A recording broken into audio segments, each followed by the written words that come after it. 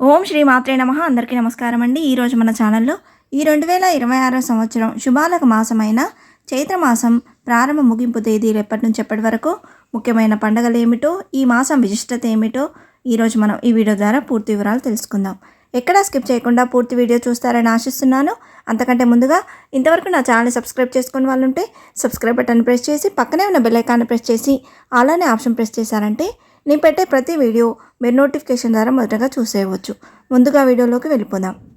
ఋతూనాం కుసుమాకరాం అని భగవానుడు స్వయంగా తానే వసంత ఋతువునని భగవద్గీతలో చెప్పుకున్న వసంత ఋతువులో తొలి మాసం చైత్రమాసం.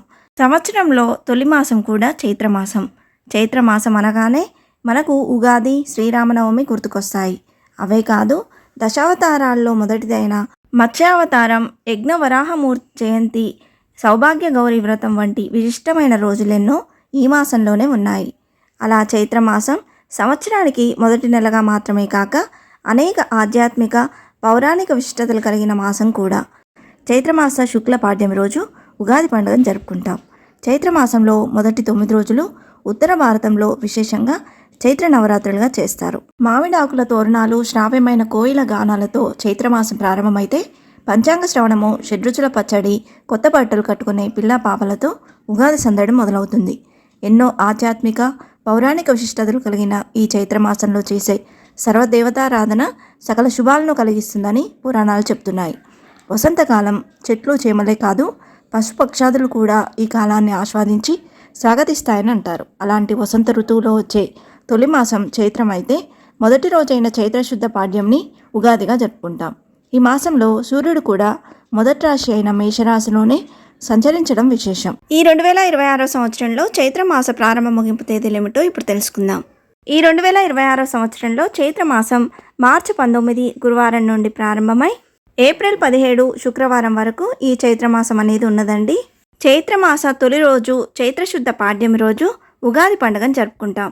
ఈ 2026 సంవత్సరంలో ఉగాది పండగ మార్చి 19 గురువారం రోజున జరుపుకోనున్నాము. మార్చి 21 శనివారం రోజు గౌరీ తృతీయను జరుపుకోనున్నాము. మార్చి 23 సోమవారం రోజు లక్ష్మీ జయంతి, శ్రీ పంచమిగా జరుపుకోనున్నాము. ఈ రోజునే మత్స్య జయంతిని కూడా జరుపుకోనున్నామండి.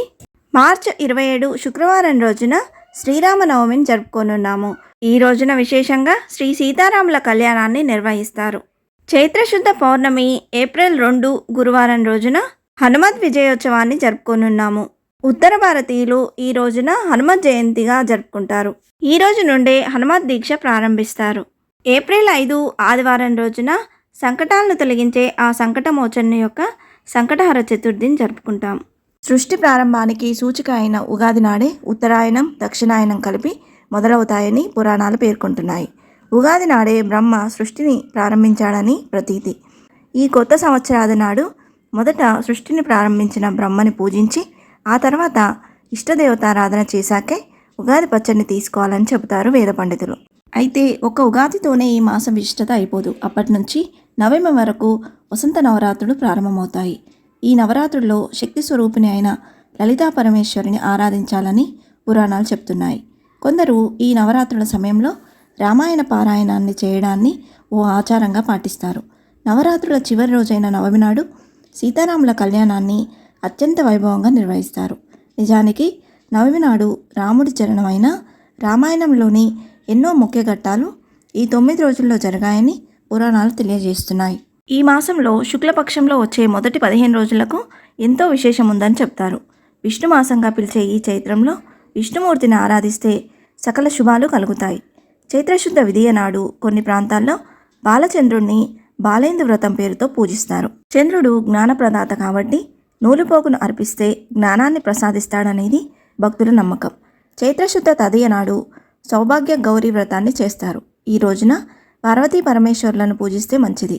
కొన్ని ఆలయాల్లో చవితితో కూడిన తదియ నాడు పార్వతీ పరమేశ్వరులకు డోలోత్సవం పేరుతో ఉత్సవాన్ని నిర్వహిస్తారు.